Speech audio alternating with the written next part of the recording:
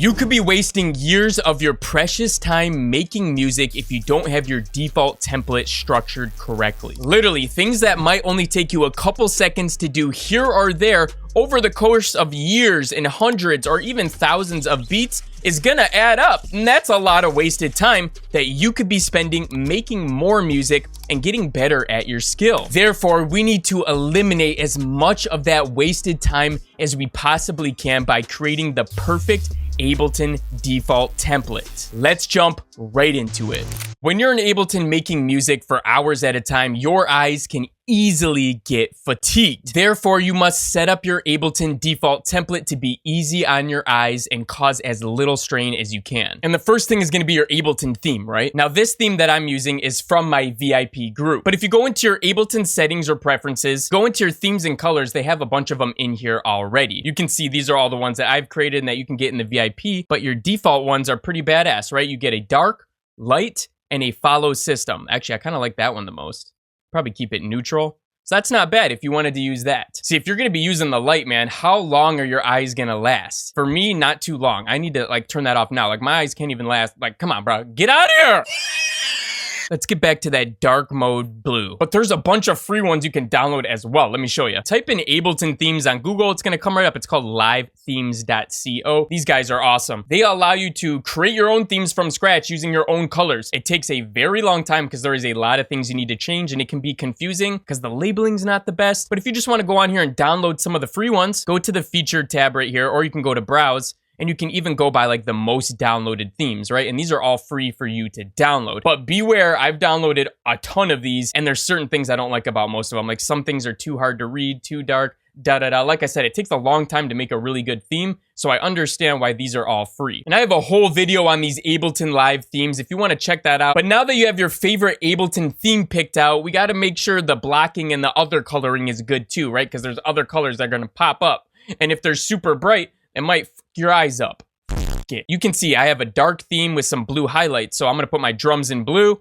I'm going to put my kick 808 and bass, my bass elements in white here. And I'm going to have my melodies in gray. Now feel free to do whatever you like, but these fit my theme and they're not going to cause extra strain to my eyes. Have you ever been working on a song for a while? You got a lot of tracks and you just need to go and edit something really quick. But you haven't been organizing, you haven't been naming your tracks, and there's colors everywhere, and you're sitting here searching for those tracks. That is a lot of wasted time searching for that track. So the good thing about color blocking like this is that I know all of my bass elements are gonna be white. I know all of my drums are gonna be blue, and this is muscle memory. So now that your eyes are saved and you can look at an Ableton project for hours on end without your eyes getting extremely fatigued, now we can talk about the real time-saving hacks. Let me know if you agree with this. One of the worst things is that when you have a dope idea in your head or something that you're excited about, you go ahead and load up the track, you find the plugins that you need to put on there, you find the presets, da-da-da, you do all of this, and by the time you have it loaded and ready to go, your idea has already passed, or you only remember a fraction of it, or you're not even as excited about it as you were before because so much time has passed. Therefore, all of our favorite go-to sounds and plugins that we use all the time should probably be loaded in our template already so that we don't have to look for them and type it in. Now, personally, I find that pianos are some of the best sounds to use when you're creating melodies and coming up with ideas. Therefore, if we want to save a ton of time, what if we just had our favorite piano VST or sound loaded and ready to go? I always have my piano loaded and ready to go right here. In fact, I am so crazy about this that when I'm opening up my template, it looks like this, right? So can you tell me what else is going on? Well, first off, this channel is selected so that it's ready to go. It's already armed. I'm ready to go, baby. That's what it should be for you too. You shouldn't have to think about it, search for it, or waste any time on that. But you might be like, wait, you got a MIDI and an audio track here too. What's up with that? Well, what if I don't want to make a sample from scratch? I might just use a sample that someone else made, or maybe an old sample that I have. So maybe I just want to put that on an audio track. And it's got my tuner so that can help me understand what pitch it's in or what scale it's in. And that's even more useful on the MIDI track, because what if you want to use a one shot instead of loading up a VST? So I have a MIDI track ready to go with my tuner, and all I gotta do is double click on whatever sound I want. It's gonna load it up into Simpler, and I'm ready to go from there. And if you don't have Ableton 12, fam, and you're watching this video, we have other videos on the different Ableton versions, but I'm glad you're watching this because there's some sauce in here I haven't shared yet. that. By the way, this sculptor right here is a free M4L device, and Ableton 12 gave us some new MIDI tools that do a lot of the same stuff. But if you don't have Ableton 12, this is a free M4L device. You got to select a MIDI clip. So let me just show you how this works. And it's going to pop up like this. And you might be like, damn, that's small. Yeah, it is. What the F, brother? 200? There we go. That's a little better. In fact, let's put it down to maybe like 125. So the cool thing is that this will stay on the screen at all times, and you could even just put it here. Also, the strumming feature right here is something that is amazing that Ableton just added. So if you need help strumming, and I have a full video on exactly how to use it and all of that greatness. If you want to check that out, I'll leave a link right now. So that's how I take care of my melody tracks. But one of the most annoying things that I encounter looking for a snare or a kick or an 808 or a hi-hat or something for like an hour, like I'm just constantly switching it out. Well, you're just wasting time, and any other ideas that are in your head are gone. Therefore, you should already have your go-to sounds packed and loaded. And then once you have the idea laid out and ready to go, then you can do sound selection and swap it out, da-da-da. But get those ideas out first, please. Don't lose it. So I have some classic sounds loaded up: the extra crispy clap, the go-to snare. These are all free sounds from my Trap Masters drum suite. This is a collection of all of the OG trap sounds that you're gonna hear time and time again in all of the biggest records. So you gotta have it if you don't have those sounds. It's a Trap Masters drum suite, it's free. And I'm using some of the sounds from here. We have the classic open hat and a trap crash. But this same exact thing applies to our kicks, 808s, and basses, right? No one has time to be looking for that crap. And most of us are just using a regular spins and a rat kick anyways. Load that motherfucker in there. Be prepared. Brush your teeth. I'm using some exclusive sounds for my VIP for this kick. What's the 808? Oh yeah, this is from the VIP as well.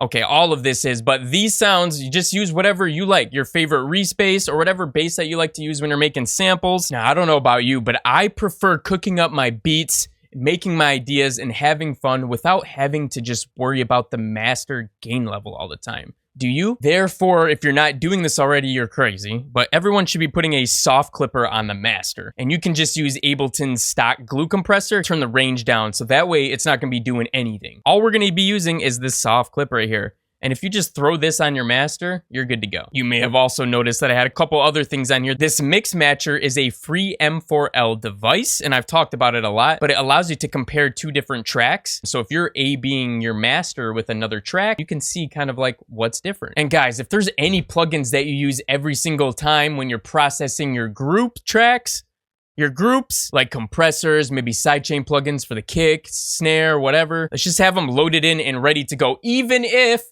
you put them off by default, right? Because like a compressor, right, you're gonna wanna tweak the settings, turn it off, and all you gotta do is turn it on, open it up, tweak the settings, and you're done. Instead of having to search for it, it's gonna save you time. And this next one is absolutely crazy, and that's why I saved it for last. Because I can almost guarantee that none of you have thought of this, because you're not as psycho as me. Anyways, it might save you a little time if you have this loop marker at 4 or 8 bars, yeah? Maybe you start making a sample at 4 bars, have it there, and have it turned on. I don't even use session view anymore. I only use arrangement view. I know you can literally just press Command L and select what you want to loop. Guys, I'm crazy. And you gotta let me know if I'm missing anything here. Like, is there any crazy hacks that you're doing that I haven't included yet? And I'm gonna have a free download for you guys for an Ableton 12 template, this one that we've been using. I'm gonna replace some of these plugins with all stock Ableton plugins so that everybody can use it. But I'll have a free download for you guys. The link will be in the description of this video, so go ahead and grab that. And if you're sick of using Ableton stock plugins, I recently released a video